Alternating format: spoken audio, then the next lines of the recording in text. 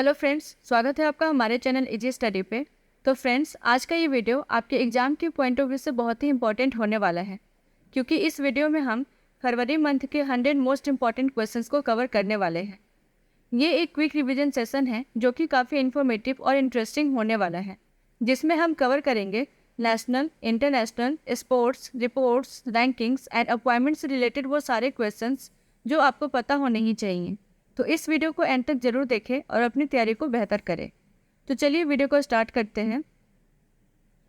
आज का पहला सवाल है, ओबीसी के सब कैटेगराइजेशन के कमीशन का हेड कौन है? एंड आपके ऑप्शंस है justice G Rohini, K M Joseph, Ranjan Gogoi and Sharad Arvind Bobde. And correct answer is justice G Rohini. इस कमीशन को 2017 के अक्टूबर में फॉर्म किया गया था, जिसकी हेड है जस्टिस जी रोहिणी, जिनके कार्यकाल को प्रेसिडेंट के द्वारा एक और एक्सटेंशन दिया गया है। कमीशन के टेन्योर में यह 14th एक्सटेंशन है। ठीक है, अगला सवाल है, वर्ल्ड का पहला इंटरनेशनल समिट ऑन री-एम 2023 किस देश में आयोजित किया गया था? एंड आपके ऑप्शंस है Belgium, USA, Netherland and Spain. And correct answer is Netherlands. Hague Netherland में री-एम 2023 जो वर्ल्ड का फर्स्ट इंटरनेशनल समिट है, उसे आयोजित किया गया था एंड इंडिया इस समिट का पार्टिसिपेंट नहीं था। इस समिट का थीम है myth busting AI, breaking down the characteristics of AI, responsible deployment and use of AI and governance frameworks. ठीक है, अगला सवाल है, किस राज्य ने हाल ही में मुख्यमंत्री सुख आश्रय योजना को मंजूरी दी है? एंड आपके ऑप्शंस है Arunachal Pradesh, Himachal Pradesh, Assam and Rajasthan. And correct answer is Himachal Pradesh. So Himachal Pradesh cabinet ने 101 करोड़ रुपए से बने मुख्यमंत्री सुख आश्रय योजना को अप्रूव कर दिया है। मुख्यमंत्री सुख आश्रय योजना के दायरे में orphans and those staying with their relatives, specially abled children, destitute women and senior citizen आएंगे। ठीक है, इसके अलावा कर्नाटका के सीएम बसवराज बोम्मई ने स्टेट बजट 2023-24 में 9,698 करोड़ की लागत वाली प्रोजेक्ट की घोषणा की है बेंगलुरु की कॉम्प्रिहेंसिव डेवलपमेंट के लिए। अमृथा नगरोत्थान स्कीम के तहत 6,000 करोड़ के कार्य को इम्प्लीमेंट किया जा रहा है। ठीक है, अगला सवाल है रैंकिंग से related. National entrepreneurship context index report, जो कि ग्लोबल एंटरप्रेन्योरशिप मॉनिटर के द्वारा पब्लिश किया जाता है, उसमें इंडिया का रैंक क्या है? एंड आपके ऑप्शंस है 2nd, 4th, 6th and 8th। And correct answer is 4th। Out of 51 countries India का रैंक है 4th and national entrepreneurship context index report 2021 में इंडिया का रैंक था ओवरऑल 16। ठीक है, इसके अलावा इंटरनेशनल इंटेलेक्चुअल प्रॉपर्टी इंडेक्स 2023 जो यूएस चैम्बर्स ऑफ कॉमर्स के द्वारा रिलीज किया जाता है, उसमें 55 लीडिंग ग्लोबल इकोनॉमीज में इंडिया का रैंक है 42nd। इस इंडेक्स में टॉप पे है यूएस, यूके एंड फ्रांस। ठीक है, ग्लोबल क्वालिटी इंफ्रास्ट्रक्चर इंडेक्स 2021 में इंडिया का नेशनल एक्रीडिटेशन सिस्टम में 5th रैंक है और यह इंडेक्स वर्ल्ड के 184 कंट्रीज को रैंक करता है on the basis of quality infrastructure. इस चार्ट में हम देखेंगे कि इंडिया का overall quality infrastructure system ranking में 10th पोजीशन पे है। मेट्रोलॉजी में इंडिया का रैंक 21st है, स्टैंडर्डाइजेशन में इंडिया का रैंक 9th है एंड एक्रीडिटेशन में इंडिया का रैंक 5th है। ठीक है, इसके अलावा एक और रैंकिंग आई थी सर्विसेज ट्रेड रिस्ट्रिक्टिवनेस इंडेक्स, जो कि organisation for economic cooperation and development के द्वारा पब्लिश किया जाता है, उसमें इंडिया का रैंक है 47th। ठीक है, अगला सवाल है फिल्म इंडस्ट्री से। Dada Saheb Phalke international film festival award 2023 में फिल्म ऑफ द ईयर का अवार्ड किस फिल्म ने जीता है? एंड आपके ऑप्शंस है Kashmir files, RRR, Bhediya and Brahmastra part 1 सेवा। And correct answer is RRR। सो ये रही लिस्ट। गाइज, आप यहाँ पे कंफ्यूज मत होना। बेस्ट फिल्म का अवार्ड मिला है द कश्मीर फाइल्स को and film of the year का अवार्ड मिला है RRR को। ठीक है, अगला सवाल है, मणिपुर के गवर्नर के रूप में किसने शपथ ग्रहण किया? एंड आपके ऑप्शंस है Phagu Chauhan, Laxman Acharya, La Ganesan and Anusuiya Uikey. And correct answer is Anusuiya Uikey. So total 12 governors है जिन्हें रिसफल या न्यूली अपॉइंट किया गया है। छत्तीसगढ़ के गवर्नर है विश्वभूषण हरिचंदन, आंध्र प्रदेश के गवर्नर है जस्टिस S अब्दुल नाजीर, मणिपुर के गवर्नर है अनुसुईया उइके, असम के गवर्नर है गुलाब चंद कटारिया, बिहार के गवर्नर है राजेंद्र विश्वनाथ आर्लेकर, झारखंड के गवर्नर है CP राधाकृष्णन, नागालैंड के गवर्नर है ला गणेशन। अरुणाचल प्रदेश के गवर्नर है लेफ्टिनेंट जनरल कैवाल्या त्रिविक्रम पटनायक। लद्दाख के लेफ्टिनेंट गवर्नर है ब्रिगेडियर बी.डी. मिश्रा। मेघालय के गवर्नर है फागू चौहान। हिमाचल प्रदेश के गवर्नर है शिव प्रताप शुक्ला एंड सिक्किम के गवर्नर है लक्ष्मण आचार्य। ठीक है, अगला सवाल है फीफा क्लब वर्ल्ड कप 2022 किस टीम ने जीता है? एंड आपके ऑप्शंस है Flamengo, Real Madrid, Auckland City and Seattle Sounders FC। And correct answer is Real Madrid. FIFA club world cup, जिसे officially FIFA club world cup Morocco के नाम से जाना जाता है, उसमें रियल मैड्रिड ने 5-3 से इजिप्ट के अल अहली को हराकर 5th FIFA world cup title and 8th club world championship को अपने नाम कर लिया है। क्लब वर्ल्ड कप की हिस्ट्री में फाइनल में हाईएस्ट स्कोरिंग विथ 8 गोल्स के साथ रिकॉर्ड बनाया है। अर्जेंटीना के लियोनेल मेसी को बेस्ट फीफा मेंस प्लेयर का प्राइज मिला है एंड यह सेकेंड टाइम है जब मेसी को इस ऑनर से सम्मानित किया गया है। ठीक है, अगला सवाल है मिनिस्ट्री ऑफ एजुकेशन ने सभी स्टेट्स एंड यूटी में क्लास 1 में एडमिशन के लिए मिनिमम एज कितना निर्धारित किया है? एंड आपके ऑप्शंस है 4 years, 5 years, 6 years and 7 years. And correct answer is 6 years. Foundation stage जो कि न्यू नेशनल एजुकेशन पॉलिसी में डिफाइन किया गया था, उसके तहत सभी बच्चे जो कि 3 से 8 साल के बीच के हैं उनके लिए 5 ईयर्स का लर्निंग है, जिसमें 3 साल का प्री स्कूल इंस्ट्रक्शन है and then class 1 and class 2 है।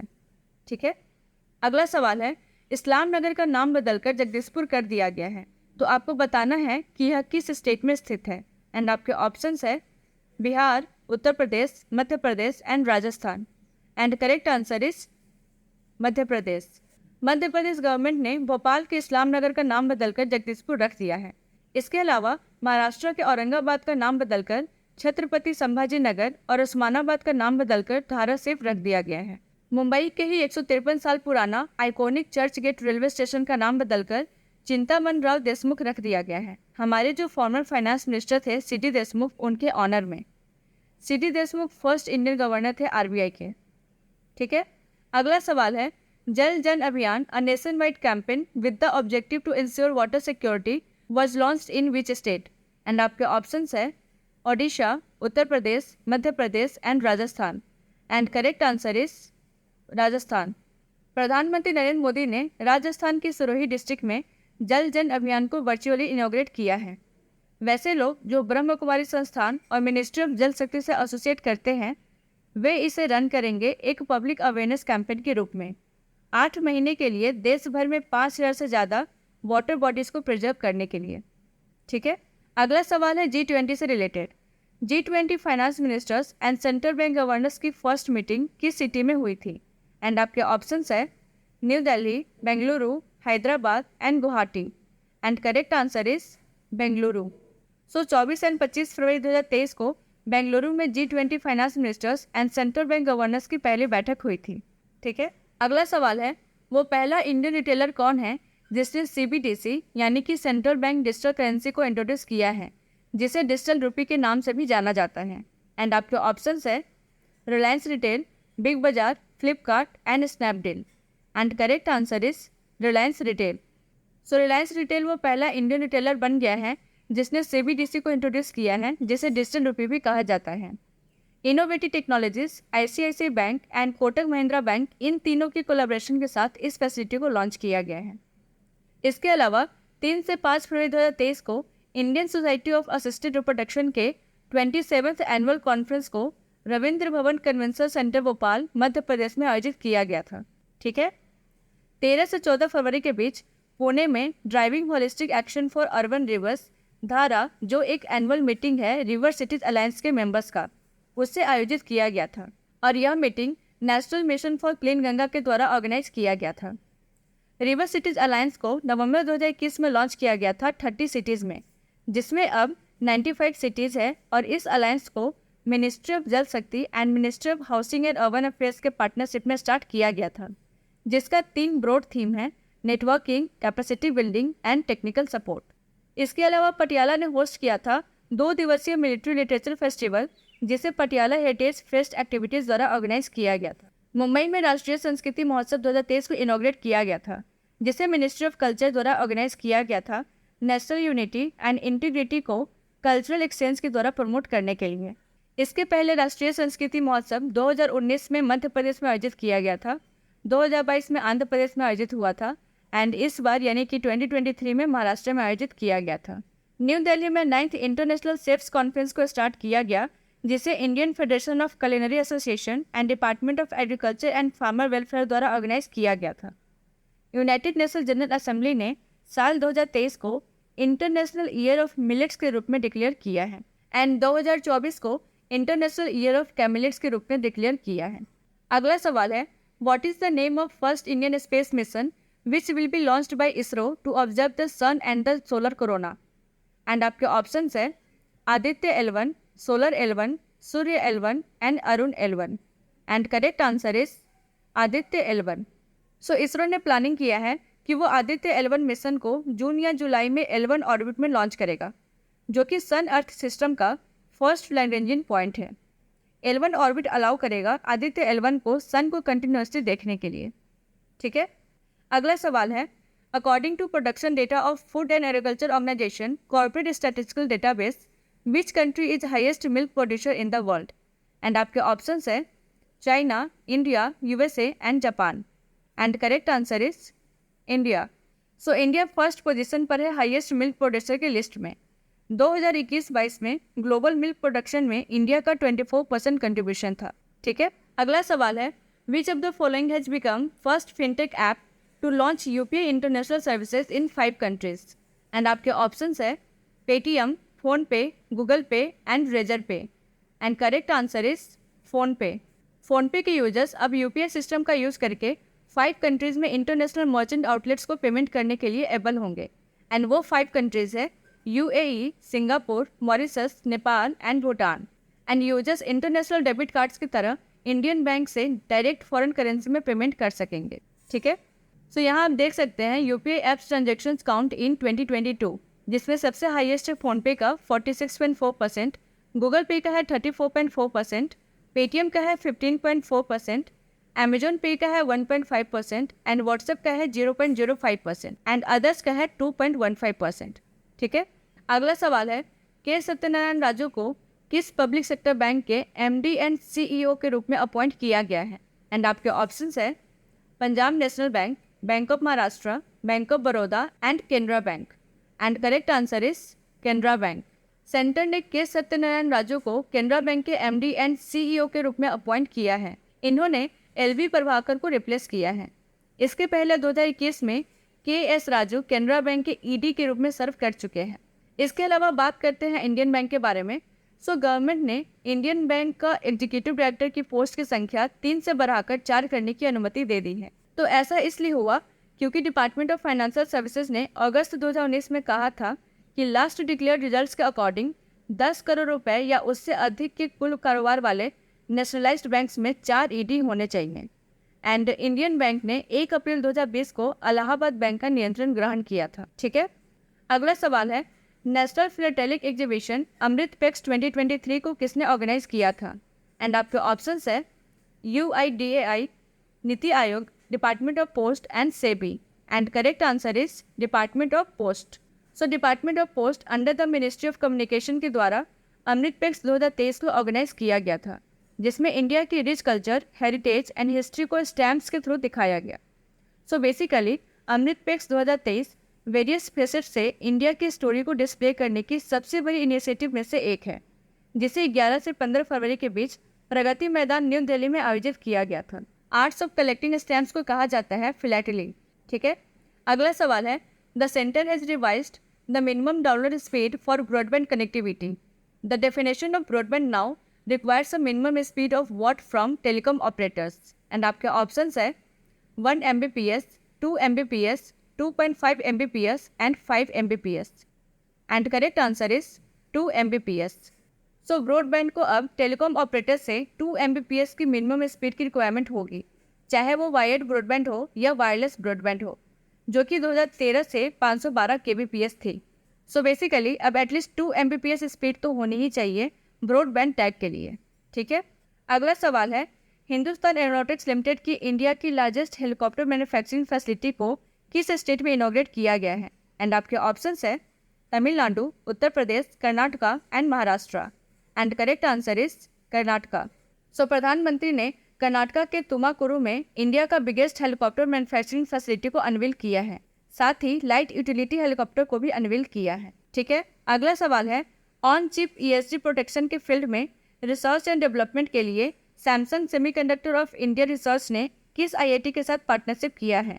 एंड आपके ऑप्शंस है IIT Madras, IIT Bombay, IIT Delhi and Indian Institute of Science. And correct answer is Indian Institute of Science. So यह partnership advanced integrated circuits and system on chips products में ultra high speed serial interface की सुरक्षा के लिए cutting edge ESG device build करने का प्रयास करती हैं। ठीक है, अगला सवाल है फाइनेंशियल लिटरेसी वीक जो कि RBI के द्वारा कंडक्ट किया जाता है उसका थीम क्या है? एंड आपके ऑप्शंस है good financial behaviour your saviour, go digital go secure, micro small and medium enterprises and consumer protection. And correct answer is good financial behaviour your saviour. So 2016 से हर साल RBI के द्वारा financial literacy week को conduct कराया जाता है। देश भर में जनता के बीच एक पर्टिकुलर थीम पर फाइनेंशियल एजुकेशन मैसेजेस का प्रचार करने के लिए फाइनेंशियल लिटरेसी वीक 2023 का थीम है good financial behaviour your saviour.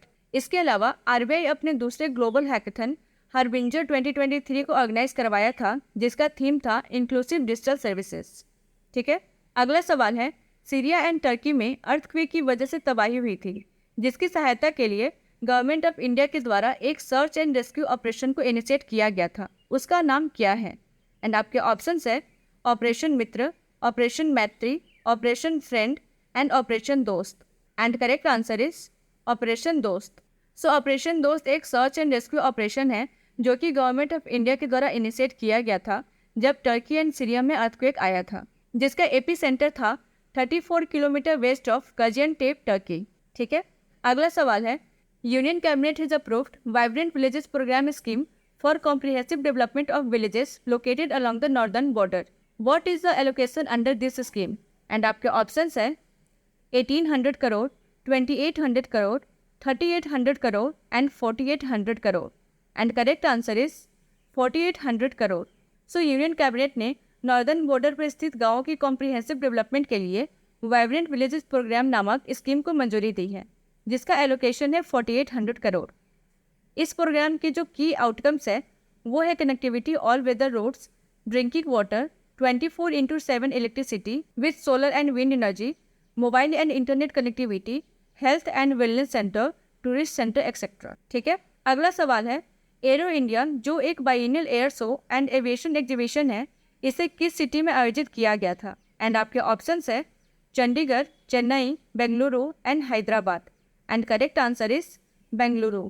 Arrow India Asia का लार्जेस्ट बाइएनियल एयर शो है जिसे defence exhibition organisation ministry of defence के द्वारा ऑर्गेनाइज कराया जाता है। इस साल यानी कि 2023 का एरो इंडिया का थीम है the runway to a billion opportunities. ठीक है, गरुड़ा एरोस्पेस ने अपने लेटेस्ट ड्रोन सूरज जो एक ISR हाई एल्टीट्यूड ड्रोन है उसे एरो इंडिया 2023 में अनवील किया था। सूरज एक ISR यानी कि intelligence, surveillance and reconnaissance high altitude drone है। ठीक है, अगला सवाल है नॉर्थ इंडिया का पहला न्यूक्लियर प्लांट किस स्टेट में सेटअप किया जाएगा? एंड आपके ऑप्शंस है Bihar, Punjab, Haryana and Uttar Pradesh. And correct answer is Haryana. So Gorakhpur Haryana में नॉर्थ इंडिया का पहला न्यूक्लियर प्लांट को सेटअप किया जाएगा जो कि न्यू दिल्ली के 150 किलोमीटर नॉर्थ में है। ठीक है, अगला सवाल है 46th international Kolkata book fair का थीम कंट्री कौन था? एंड आपके ऑप्शंस है Spain, France, Germany and Ireland. And correct answer is Spain. West Bengal की चीफ मिनिस्टर ममता बनर्जी ने 46th कोलकाता बुक फेयर को इनॉग्रेट किया था। यह ईस्टर्न इंडिया का बिगेस्ट बुक फेयर है। स्पेन इस बुक फेयर का थीम कंट्री था और 2025 में मैड्रिड इंटरनेशनल बुक फेयर का थीम कंट्री इंडिया होने वाला है। अगला सवाल है यात्सो जिसे पक्षियों का स्वर्ग भी कहा जाता है किस स्टेट या यूटी का पहला बायोडाइवर्सिटी हेरिटेज साइट के रूप में प्रस्तावित किया गया है? एंड आपके ऑप्शंस है Sikkim, Maharashtra, Ladakh and Jammu Kashmir. And correct answer is Ladakh. Yatso जो कि 4820 मीटर की ऊंचाई पर स्थित एक ब्यूटीफुल लेक है जिसे पक्षियों के स्वर्ग के नाम से जाना जाता है, उससे लद्दाख का पहला बायोडाइवर्सिटी हेरिटेज साइट के रूप में प्रस्तावित किया गया है। ठीक है, अगला सवाल है union cabinet approved the national green hydrogen mission with an outlay of rupees 19,744 crore. The mission targets a production capacity of what amount per annum by 2030? And आपके options है 2 million metric tons, 4 million metric tons, 5 million metric tons and 10 million metric tons. And correct answer is 5 million metric tons. Union cabinet ने 19,744 करोड़ की लागत से बनी national green hydrogen mission को approve कर दिया है, जिसका टारगेट है 2030 तक 5 MMT पर एनम का प्रोडक्शन कैपेसिटी। इस मिशन का 2030 तक में जो लाइकली आउटकम्स है वो है 1 lakh crore import savings, 50 MMT CO2 annual emissions averted, 6 lakh jobs and ₹8 lakh crore investment. ठीक है, अगला सवाल है बार्ड जो एक एक्सपेरिमेंटल कन्वर्सेशनल AI सर्विस है उसे किसने लॉन्च किया है? एंड आपके ऑप्शंस है Microsoft, Google, Apple and Baidu. And correct answer is Google. Microsoft के चैट GPT के बाद गूगल ने बार्ड को लॉन्च किया है, जो कि गूगल के द्वारा विकसित एक लैंग्वेज मॉडल द्वारा संचालित है, जिसे लैम्डा कहा जाता है। गूगल ने लगभग 2 साल पहले इस मॉडल को अनवील किया था। ठीक है, अगला सवाल है किस डिजीज को एलिमिनेट करने के लिए ministry of health and family welfare द्वारा सर्व दवा सेवन और मास ड्रग एडमिनिस्ट्रेशन कैंपेन को लॉन्च किया गया है? एंड आपके ऑप्शंस है lymphatic filariasis, diabetes, Alzheimer's and tuberculosis. And correct answer is lymphatic filariasis. इस कैंपेन का एम है 2027 तक लिम्फेटिक फ्लेरियासिस को एलिमिनेट करना, जबकि ग्लोबली 2030 तक एलिमिनेट करने का टारगेट है। हाई बर्डन डिस्ट्रिक्ट जैसे कि Bihar, Chhattisgarh, Jharkhand, Maharashtra, Uttar Pradesh, West Bengal, Karnataka, Odisha, Madhya Pradesh and Andhra Pradesh के द्वारा ज्वाइंटली इस कैंपेन को लॉन्च किया गया है। ठीक है, अगला सवाल है किसे मुथूट फाइनेंस का नया ब्रांड एम्बेसडर बनाया गया है? एंड आपके ऑप्शंस है Alia Bhatt, Priyanka Chopra, Madhuri Dixit and Anushka Sharma. And correct answer is Madhuri Dixit. इसके अलावा पेप्सिको ने ब्रांड पेप्सी के प्रचार के लिए रणवीर सिंह को अपना नया ब्रांड एम्बेसडर बनाया है। पेप्सिको इंडिया के द्वारा एक और कैंपेन लॉन्च किया गया है जिसका टैगलाइन है राइज अप बेबी। इसके अलावा यूनिसेफ इंडिया ने आयुष्मान खुराना को नेशनल एम्बेसडर के रूप में अपॉइंट किया है। ठीक है, अगला सवाल है the United Nations cultural agency UNESCO has designated the historic centre of Odisha a strategic port city, a world heritage in danger site.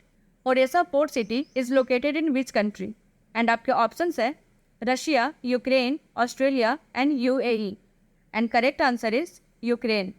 So Paris में हुए कमेटी मीटिंग के दौरान यूक्रेन के हिस्टोरिक सेंटर ऑफ ओडिशा को वर्ल्ड हेरिटेज साइट के रूप में designate किया गया है और इन डेंजर कैटेगरी में शामिल किया गया है। रशिया के आक्रमण के पहले ओडिशा यूक्रेन का एक टूरिस्ट हब हुआ करता था, लेकिन अब वह एक बैटल जोन बनकर रह गया है। ठीक है, अगला सवाल है खेलो इंडिया यूथ गेम्स 2022 का 5th एडिशन किस स्टेट ने होस्ट किया? एंड आपके ऑप्शंस है Haryana, Madhya Pradesh, Uttar Pradesh and Maharashtra. And correct answer is Madhya Pradesh. Madhya Pradesh के 8 सिटीज़ में खेलो इंडिया यूथ गेम का 5th एडिशन 31 जनवरी से 11 फरवरी के बीच आयोजित किया गया था। इसका फर्स्ट एडिशन 2018 में दिल्ली में हुआ था। खेलो इंडिया यूथ गेम 2022 का मैस्कॉट है आशा एंड मोगली। 2023 का खेलो इंडिया यूथ गेम का टाइटल महाराष्ट्र ने जीता है with 56 gold medal, 55 silver medal and 50 bronze medal. ठीक है, खेलो इंडिया विंटर गेम का 3rd एडिशन गुलमर्ग, कश्मीर में आयोजित किया गया था, जिसका मैस्कॉट था स्नो लेपर्ड। अगला सवाल है मुख्यमंत्री चिरंजीवी स्वास्थ्य बीमा योजना किस स्टेट का हेल्थ इंश्योरेंस प्रोग्राम है? एंड आपके ऑप्शंस है Rajasthan, Chhattisgarh, Uttar Pradesh and Maharashtra. And correct answer is Rajasthan. So इस प्रोग्राम को 1 मई 2021 को लॉन्च किया गया था। यह प्रोग्राम ऑफर करता है रजिस्टर्ड फैमिली को 10 लाख तक का एनुअल हेल्थ इंश्योरेंस बेनिफिट। इसके अलावा राजस्थान के CM अशोक गहलोत ने 2023-24 के स्टेट बजट में 19,000 करोड़ रुपए का इन्फ्लेशन रिलीफ पैकेज को अनाउंस किया है। तेलंगाना के finance ministers T Harish Rao ने 2023-24 के स्टेट बजट में 2,90,396 करोड़ रुपए का आउटले प्रेजेंट किया है वेलफेयर स्कीम के लिए। दलित बंधु स्कीम जो दलित एंटरप्रेन्योर्स को 10 लाख रुपए का फाइनेंशियल असिस्टेंस प्रोवाइड करता है, उसे 17,000 करोड़ रुपए का एलोकेशन मिला। और रायतु बंधु जो एवरी एकड़ ऑफ लैंड जो उनका है उसके लिए फार्मर्स को 10,000 रुपये प्रोवाइड कराता है, उसे 15,075 करोड़ रुपए का एलोकेशन मिलेगा। ठीक है, अगला सवाल है ATD बेस्ट अवार्ड्स 2023 किसे मिला है? एंड आपके ऑप्शंस है ONGC, NTPC, Coal India and NHPC. And correct answer is NTPC. Talent development के लिए 6th टाइम NTPC को प्रेस्टिजियस ग्लोबल अवार्ड के लिए सेलेक्ट किया गया है। ATD USA वर्ल्ड का लार्जेस्ट एसोसिएशन है टैलेंट डेवलपमेंट की फील्ड में। ठीक है, अगला सवाल है किस मिनिस्ट्री ने नमस्ते स्कीम को तैयार किया है? एंड आपके ऑप्शंस है ministry of home affairs, ministry of external affairs, ministry of social justice and empowerment and ministry of labour and employment. And correct answer is ministry of social justice and empowerment. Namaste का full form होता है national action for mechanised sanitation ecosystem, जो एक central sector scheme है ministry of social justice and empowerment and ministry of housing and urban affairs का। यह scheme urban India के sanitation workers की सेफ्टी एंड डिग्निटी की परिकल्पना करता है ताकि sewers and septic tank workers की डेथ को रोका जा सके और क्लीनिंग ऑपरेशन के मैकेनाइजेशन को बढ़ावा दे सके। कुछ और स्कीम्स को डिस्कस कर लेते हैं। यूनियन बजट के प्रेजेंटेशन के 6 दिन के अंदर फाइनेंस मिनिस्ट्री ने एक इशू ऑर्डर किया टू इम्प्लीमेंट विवाद से विश्वास 1 फॉर MSMEs। यूनियन बजट 2023-24 में मिस्ट्री स्कीम को अनाउंस किया गया था, जिसका फुल फॉर्म है mangrove initiative for shoreline habitats and tangible incomes. Mystery एक नया प्रोग्राम है जो इंडिया के कोस्ट लाइन के साथ साथ सॉल्ट पैन लैंड्स पर मैंग्रोव प्लांटेशन की सुविधा प्रदान करेगा। इसके अलावा रेलवे स्टेशन के मॉडर्नाइजेशन के लिए अमृत भारत स्टेशन स्कीम को लॉन्च किया गया था। ठीक है, अगला सवाल है दिल्ली मुंबई एक्सप्रेसवे के 246 किलोमीटर लंबा दिल्ली दौसा लालसोट स्ट्रेच की फाउंडेशन स्टोन किस राज्य में रखी गई है? एंड आपके ऑप्शंस है Maharashtra, Madhya Pradesh, Rajasthan and Haryana. And correct answer is Rajasthan. Delhi Mumbai expressway India का लार्जेस्ट एक्सप्रेसवे है जिसका लेंथ है 1386 किलोमीटर, जिसका फर्स्ट फेज PM मोदी के द्वारा राजस्थान में इनॉग्रेट किया गया है। यह 6 स्टेट से होकर पास करेगा, दिल्ली, हरियाणा, राजस्थान, मध्य प्रदेश, गुजरात एंड महाराष्ट्र। ठीक है, अगला सवाल है 30th national child science Congress किस सिटी में आयोजित किया गया था? एंड आपके ऑप्शंस है Surat, Ahmedabad, Indore and Lucknow. And correct answer is Ahmedabad. 27 जनवरी से 31 जनवरी के बीच Gujarat Council of Science and Technology and the Department of Science and Technology के द्वारा अहमदाबाद, गुजरात में नेशनल चिल्ड्रन साइंस कांग्रेस को आयोजित किया गया था। इसमें छत्तीसगढ़ के अलावा भारत के अन्य राज्यों के लगभग 1200 चाइल्ड साइंटिस्ट ने भाग लिया था। इसके अलावा बीकानेर, राजस्थान में डॉक्टर करणी सिंह स्टेडियम में 14th राष्ट्रीय संस्कृत महोत्सव को आयोजित किया गया था। यह festival union ministry of culture के द्वारा ऑर्गेनाइज किया गया था, जिसका ऑब्जेक्टिव है देश के रिच कल्चरल हेरिटेज को प्रिजर्व, प्रमोट एंड पॉपुलराइज करना। इसके अलावा global tech summit Andhra Pradesh के विशाखापट्टनम में आयोजित किया गया था, जिसमें 25 कंट्रीज से भी ज़्यादा के लगभग 1000 डेलीगेट्स पार्टिसिपेट करेगा। इसके अलावा इंडिया होस्ट करेगा 2023 का वॉलीबॉल क्लब वर्ल्ड चैंपियनशिप और 2024 का एडिशन भी इंडिया में ही आयोजित किया जाएगा। एंड यह फर्स्ट टाइम है जब इंडिया में वॉलीबॉल क्लब वर्ल्ड चैंपियनशिप होगा। ठीक है, अगला सवाल है किस बैंक ने 537 करोड़ रुपए में सोनाटा फाइनेंस को एक्वायर किया है? एंड आपके ऑप्शंस है axis bank, Kotak Mahindra bank, HDFC bank and yes bank. And correct answer is Kotak Mahindra bank. Kotak Mahindra bank के CEO है उदय कोटक एंड इसका हेडक्वार्टर है मुंबई में। ठीक है, अगला सवाल है इंडिया का first hydrogen internal combustion engine किसने अनवील किया है? एंड आपके ऑप्शंस है Tata Motors, Reliance Industries Limited, Mahindra and Eicher Motors. And correct answer is Reliance Industries Limited. Reliance Industries Limited अपने व्हीकल पार्टनर अशोक लेलैंड के साथ इंडिया का पहला H2 ICE technology for heavy duty trucks को PM नरेंद्र मोदी के द्वारा इंडिया एनर्जी वीक बेंगलोर में flag of किया गया। अगला सवाल है इसरो ने किस IIT के साथ एक MOU साइन किया है Indian human space flight programme में एक्सर और अन्य टेक्नोलॉजीज के एप्लीकेशन में कोलैबोरेट करने के लिए? एंड आपके ऑप्शंस है IIT Bombay, IIT Delhi, IIT Madras and IIT Kanpur. And correct answer is IIT Madras. So IIT Madras एक ट्रेनिंग मॉड्यूल डेवलप करेगा इंडियन स्पेस फ्लाइट प्रोग्राम के लिए, जिसमें एडवांस टेक्नोलॉजी यूज करेगा जैसे augmented reality, virtual reality and mixed reality. ठीक है, इसके अलावा IIT कानपुर एक energy efficient compressed air based pipeline system को डेवलप करेगा कोल एंड मिनरल्स के ट्रांसपोर्ट के लिए। इसके अलावा IIT मद्रास ने general insurance corporation of India के साथ पार्टनरशिप किया है urine based TB diagnosis technology को डेवलप करने के लिए। ट्यूबरक्लोसिस देश में सबसे अधिक प्रचलित इन्फेक्शियस डिजीज में से एक है और गवर्नमेंट ऑफ इंडिया ने 2025 तक टीबी को समाप्त करने का लक्ष्य रखा है। ठीक है, अगला सवाल है, which of the following is the first urban body in the country to introduce green bonds as a public offering for the solar power plant? Indore Municipal Corporation, Brihan Mumbai Municipal Corporation, Municipal Corporation of Delhi and Lucknow Municipal Corporation. And correct answer is Indore Municipal Corporation. So देश के सबसे cleanest city का civic body 60 megawatt capacity का solar plant लगाने जा रहा है। India का क्लीनेस्ट सिटी इंदौर ने public issue of green bonds के डे 1 पर 661.52 करोड़ रुपए जुटाए हैं। ठीक है, अगला सवाल है, which bank has been awarded with प्रतिष्ठा पुरस्कार under DigiDhan awards 2021-22 by the Union Ministry of Electronics and Information Technology for achieving target with highest percentage in BHIM UPI transaction in private sector bank category? And आपके options है yes bank, Karnataka bank, axis bank and HDFC bank. And correct answer is Karnataka bank. Karnataka bank के MD and CEO है महाबलेश्वरा MS। अगला सवाल है, exercise धर्म guardian India and किस country के बीच का ज्वाइंट मिलिट्री एक्सरसाइज है? एंड आपके ऑप्शंस है France, Indonesia, USA and Japan. And correct answer is Japan. So exercise धर्म गार्जियन का 4th addition India and Japan के बीच जापान में सीगा प्रोविंस कैंप इमाजू में कंडक्ट कराया गया था। इसके अलावा एक्सरसाइज डस्ट लीग का 4th एडिशन उत्तराखंड के पिथौरागढ़ के फॉरेन ट्रेनिंग नोड में Indian army and Uzbekistan army के बीच कंडक्ट कराया गया था। इसके अलावा Malabar naval exercise Indian navy and US navy के बीच का एक बायलैटरल नेवल एक्सरसाइज है जो 1992 में स्टार्ट किया गया था।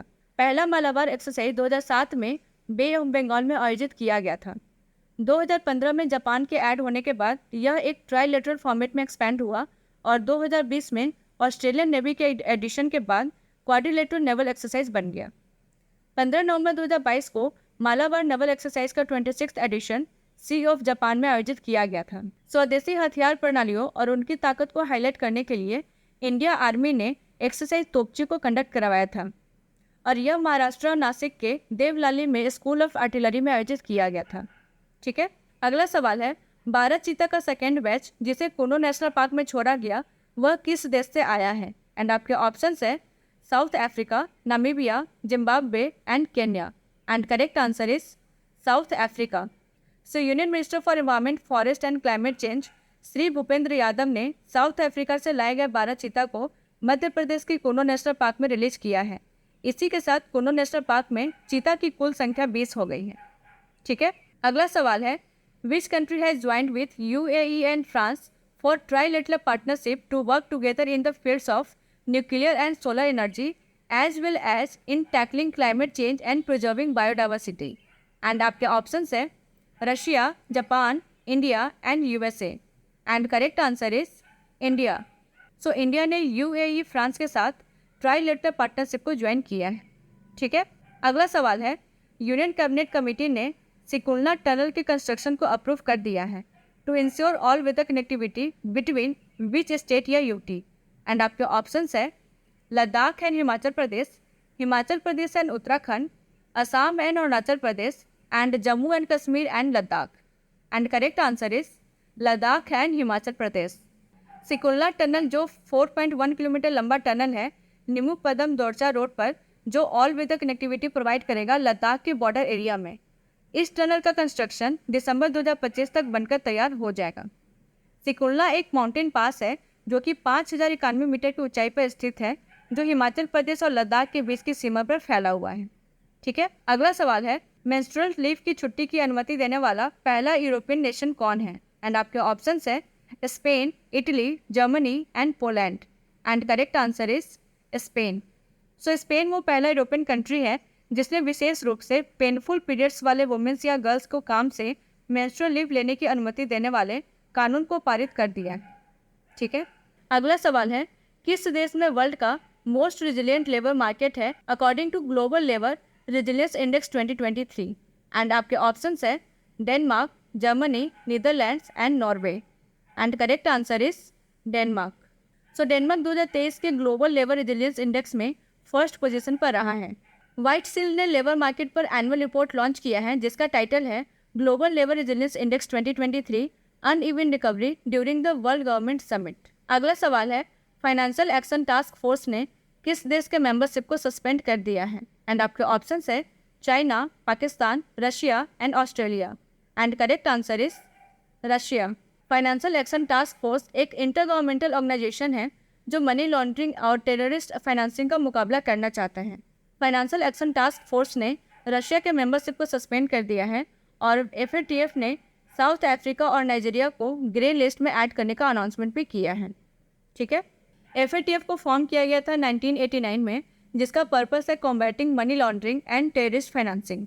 इसका हेडक्वार्टर है पेरिस, फ्रांस में एंड इसके प्रेसिडेंट है T राजा कुमार। ठीक है, अगला सवाल है elements of effective policies for crypto assets पर किसने एक पॉलिसी पेपर्स को पब्लिश किया है? एंड आपके ऑप्शन है BRICS, OECD, IMF and world bank. And correct answer is IMF। IMF ने 9 पॉइंट एक्शन प्लान की आधारशिला रखी है कि कैसे देश को क्रिप्टो एसेट को ट्रीट करना चाहिए। ठीक है, सो ऑस्ट्रेलिया ने 6th टाइम इस टाइटल को जीता है। इससे पहले 2010, 2012, 2014, 2018 एंड 2020 में इस टाइटल को जीता था। उस्मान ख्वाजा ने inaugural Shane Warne men's player of the year का अवार्ड जीता है एंड यह award legendary leg spinner Shane Warne के ऑनर में रखा गया था, जिनकी मृत्यु लास्ट ईयर मार्च में हो गई थी। न्यूजीलैंड क्रिकेट इस वर्ष के एनुअल अवार्ड सेरेमनी में female cricketer of the year को सम्मानित करने के लिए डेवी हॉकले मेडल पेश कर रहा है। रणजी ट्रॉफी के फाइनल में सौराष्ट्र ने बंगाल को 9 विकेट से हराकर टाइटल को अपने नाम कर लिया है। लास्ट 3 सीजन में सौराष्ट्र का यह 2nd टाइटल है। शुभमन गिल 5वें और यंगेस्ट एवर इंडियन बने हैं जिन्होंने ODI में 200 रन बनाए हैं। Indian spinner Ravichandran Ashwin 2nd fastest bowler बने हैं जिन्होंने 450 टेस्ट विकेट लिए हैं। अश्विन ने 89 टेस्ट में यह लैंडमार्क हासिल किया है और श्रीलंका के लेजेंड मुथैया मुरलीधरन ने 80 मैच में इस टास्क को कंप्लीट किया था। ठीक है, अगला सवाल है which state reported the highest number of species during the great backyard bird count 2023 across 35 states and union territories? And आपके ऑप्शंस है Uttarakhand, West Bengal, Himachal Pradesh and Assam. And correct answer is West Bengal. So West Bengal ने हाईएस्ट नंबर ऑफ स्पीसीज को report किया है। 2nd number पे है Uttarakhand and 3rd number पे है Arunachal Pradesh during the great backyard bird count 2023। Kerala top spot पे है चेकलिस्ट कैटेगरी में, जिसने 9768 लिस्ट ऑफ बर्ड्स को अपलोड किया है।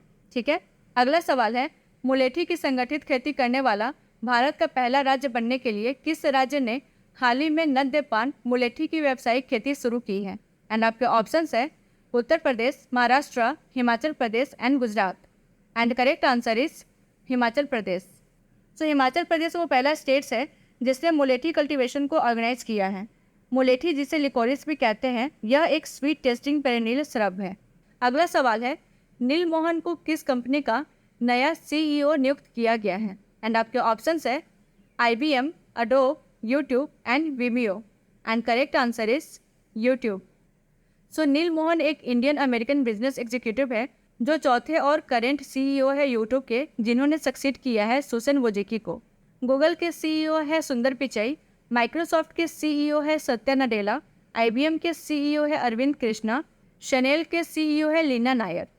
ठीक है, अगला सवाल है भारतीय मूल के MIT प्रोफेसर हरि बालाकृष्णन को प्रतिष्ठित मार्कोनी पुरस्कार मिला है। मार्कोनी पुरस्कार किस क्षेत्र में की गई उपलब्धियों और प्रगति को पहचानने वाला एक वार्षिक पुरस्कार है? एंड आपके ऑप्शंस है environment, social welfare, communications and writing. And correct answer is communications. So Marconi prize एक एनुअल अवार्ड है अचीवमेंट्स एंड एडवांसमेंट को मान्यता देने के लिए in the field of communication, जैसे कि radio, mobile, wireless, telecommunication, data communication, networks and internet. First time यह 1975 में दिया गया था। ठीक है, अगला सवाल है who is the head of panel form to monitor the implementation of the government's ambitious mission Karmayogi programme for training of government employees? And आपके ऑप्शंस है Rajiv Mehrishi, Ajay Kumar Bhalla, Amit Khare and Rajiv Gauba. And correct answer is Rajiv Gauba. So cabinet secretary Rajiv Gauba top panel को head करेंगे government के ambitious mission Karmayogi programme की implementation को monitor करने के लिए। मिशन कर्मयोगी का एम है देश की प्राथमिकताओं की साझा समझ के साथ भारतीय लोकाचार में निहित एक सक्षम सिविल सर्विस का निर्माण करना। ठीक है, अगला सवाल है किसने स्पेस रडार के लिए अनफॉरलेबल रिफ्लेक्टर एंटीना को डेवलप किया है? एंड आपके ऑप्शन है defence research and development organisation, Hindustan aeronautics limited, Bharat electronics limited and Bharat heavy electricals limited. And correct answer is defence research and development organisation. So electronics and radar development establishment ने एक major सब system को develop किया है space radar के लिए। LRDE एक Bengaluru lab है DRDO का। अनफॉइलेबल रिफ्लेक्टर एंटेना रडार का मेजर सब सिस्टम्स है। ठीक है, अगला सवाल है, इंडियन ट्राइब सर्विसेज के लिए लोरा वेपन सिस्टम के सप्लाई के लिए भारतीय इलेक्ट्रॉनिक्स लिमिटेड ने किसके साथ एक MOU साइन किया है? एंड आपके ऑप्शंस है Rafael Advance Defense System, Israel Aerospace Industries, Lockheed Martin and Boeing. And correct answer is Israel Aerospace Industries. LORA means long range artillery weapon system, जो एक sea to ground and ground to ground system है जिसमें एक लंबी दूरी की ballistic missile, एक unique launcher, एक कमांड और कंट्रोल सिस्टम और एक ग्राउंड मैनेज सपोर्ट सिस्टम शामिल है। इसे इजराइल एरोस्पेस इंडस्ट्रीज के द्वारा डेवलप किया गया है जिसका रेंज है 280 किलोमीटर। ठीक है, अगला सवाल है, agriculture innovation mission for climate किसके द्वारा लॉन्च किया गया था? एंड आपके ऑप्शंस है China and Russia, Russia and Japan, USA and UK, USA and UAE। And correct answer is USA and UAE।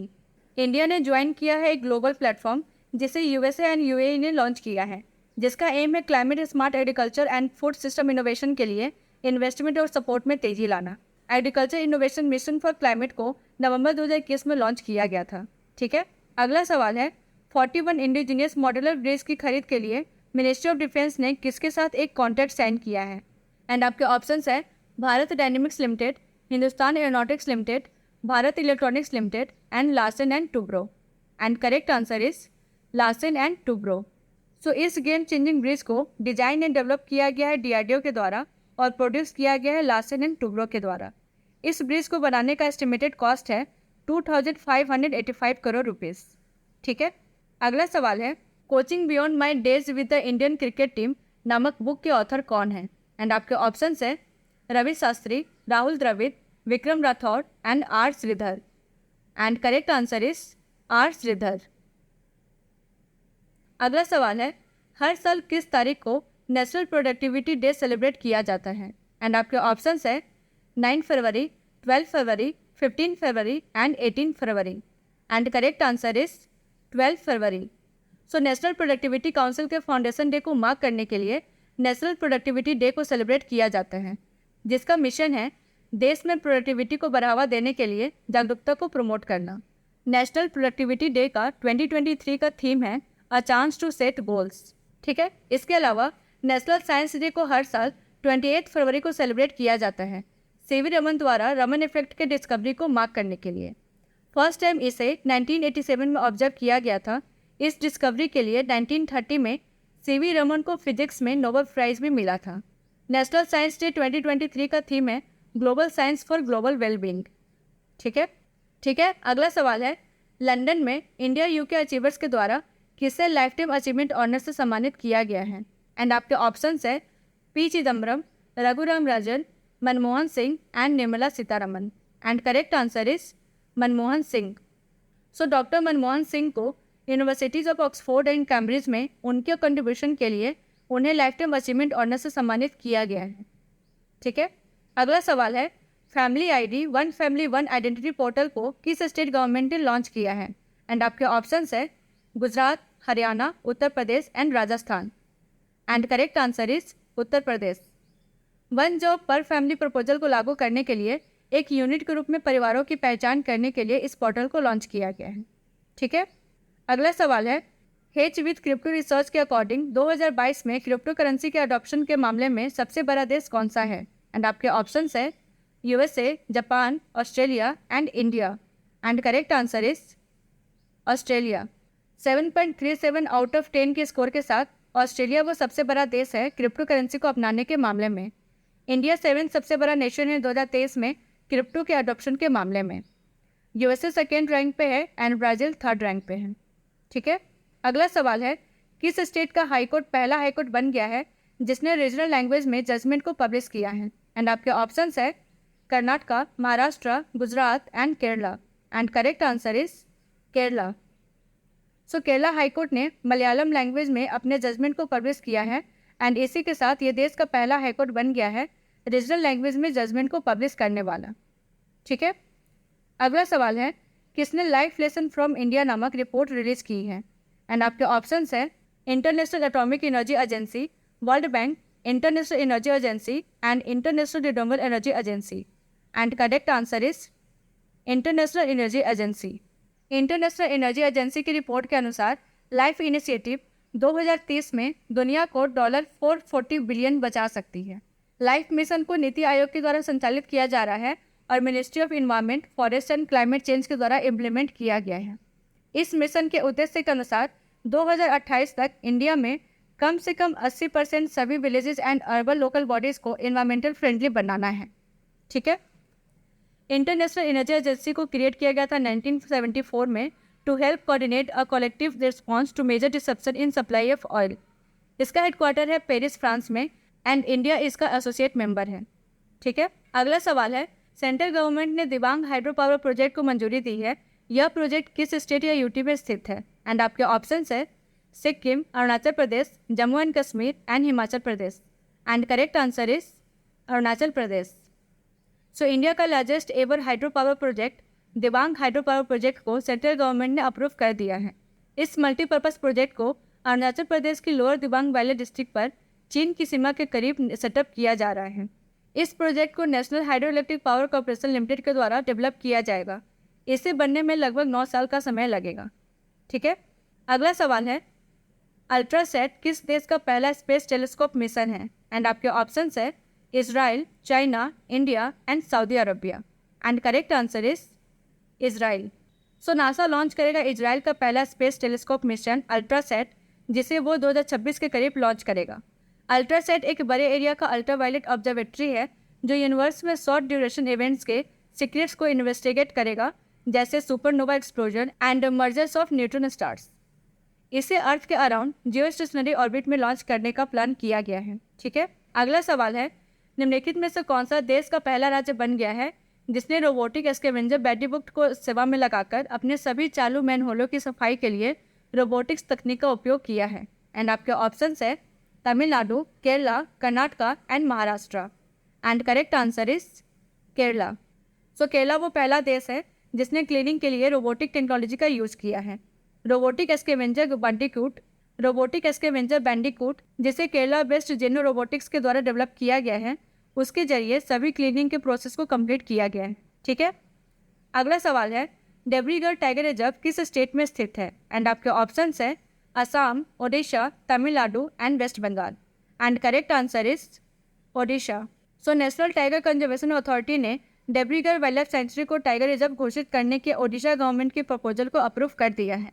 इसके अलावा Similipal and Satkosia tiger reserve Odisha के 2 नोटिफाइड टाइगर रिजर्व हैं। ठीक है, अगला सवाल है भारत और सिंगापुर के बीच उनके संबंधित फास्ट पेमेंट सिस्टम का उपयोग करके सीमा पार संबंध अर्थात यूनिफाइड पेमेंट इंटरफेस और पेनाव को लॉन्च किया गया है। भारतीय उपयोगकर्ता एक दिन में कितनी राशि भेज सकते हैं? एंड आपके ऑप्शंस है 20,000, 40,000, 50,000 and 60,000। And correct answer is 60,000। Bharat और सिंगापुर के बीच उनके संबंधित फास्ट पेमेंट सिस्टम का यूज़ करके क्रॉस बॉर्डर लिंकेज अर्थात यूपीआई पेनाव को लॉन्च किया गया था। इस फैसिलिटी के जरिए इंडियन यूजर्स एक दिन में 60,000 रुपये सिंगापुर भेज सकते हैं, जो इक्विवेलेंट है 1,000 सिंगापुरियन डॉलर के। यूपीआई पेनाव लिंकेज से रिलेटेड एक डिटेल वीडियो चैनल पे ऑलरेडी अपलोडेड है। अगर आपने नहीं देखा है तो ऊपर दिए गए आई बटन को क्लिक करके देख सकते हैं। ठीक है, अगला सवाल है हाल ही में दिल्ली के मेजर ध्यानचंद नेशनल स्टेडियम में आदि महोत्सव को आयोजित किया गया था। यह किस मिनिस्ट्री का इनिशिएटिव है? एंड आपके ऑप्शंस है ministry of Tribal Affairs, ministry of Culture, Ministry of Law and Justice and ministry of Rural Development. And correct answer is ministry of Tribal Affairs. So प्रधानमंत्री नरेंद्र मोदी के द्वारा the mega national tribal festival Aadi Mahotsav को inaugurate किया गया था, जो tribal culture को national stage पर प्रदर्शन करता है और यह spirit of tribal culture, crafts, cuisine, commerce and traditional art को सेलिब्रेट करता है। यह एक एनुअल इनिशिएटिव है ट्राइफेड का, जो मिनिस्ट्री ऑफ ट्राइबल अफेयर्स के अंदर आता है। ट्राइफेड का फुल फॉर्म होता है tribal cooperative marketing development federation limited. Union minister of Tribal affairs है श्री अर्जुन मुंडा। ठीक है, अगला सवाल है यूनियन बजट 2023-24 में किस वर्ष तक सिकल सेल एनीमिया को एलिमिनेट करने के मिशन को लॉन्च करने का अनाउंसमेंट किया गया है? एंड आपके ऑप्शंस है 2030, 2035, 2040 and 2047। And correct answer is 2047। Sickle cell anaemia को 2047 तक एलिमिनेट करने के मिशन को लॉन्च किया गया है। ठीक है, अगला सवाल है, स्टडी जैमर प्रूफ के लिए इंडियन आर्मी द्वारा जिस प्लेटफॉर्म को लॉन्च किया गया है उसका नाम क्या है? एंड आपके ऑप्शंस है jammer link, Vayu link, jammer proof and air link. And correct answer is Vayu link. ठीक है, अगला सवाल है, मुकाब जो एक large scale cube shaped skyscraper है, उसके डिजाइन को किस देश के द्वारा अनवील किया गया है? एंड आपके ऑप्शंस है Egypt, Saudi Arabia, Qatar and Oman. And correct answer is Saudi Arabia. So Saudi Arabia अपने कैपिटल सिटी रियाद में इस नए प्रोजेक्ट को ला रहा है।